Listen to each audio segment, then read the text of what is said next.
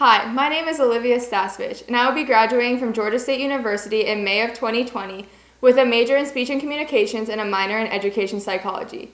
I chose this major because I wanted to learn the research side of speech and communications. I also wanted to learn how to better communicate issues with the public and read academic journals.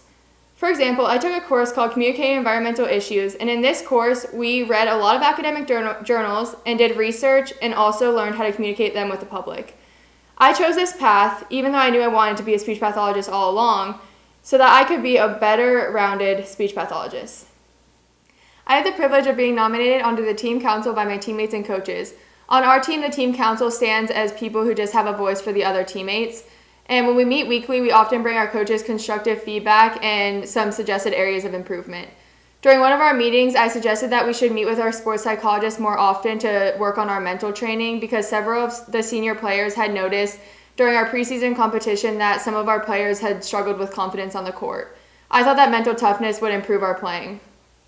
As I brought this idea to my coach's attention, my new assistant coach was kind of adamant that more skills training would also improve our mental game. Therefore, a recommendation which was declined, which was kind of frustrating, but we still respected his decision. Since this was rejected, I went back to my fellow senior players and we implemented a strategy on how we could encourage teammates so they could be pushed during practice and therefore rise to the occasion during a heated competition. As the leaders on the team, we responded by continuing to push our teammates in practice so when they struggled in a game, they were confident in their preparation for that moment.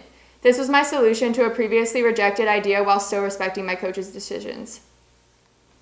A lot of traits I've acquired as a D1 athlete at Georgia State will carry over into my graduate school as well as my profession.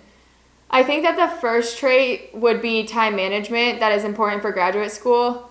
This was imperative for me to be able to develop because of my crazy schedule during my undergraduate. I maintained a 3.86 GPA while also taking 18 credit hours and nannying part-time and doing my sport. For volleyball, we would do about 20 hours a week of commitment, and we also would have to go support other sports teams and do treatment and do other things that also were super time-consuming.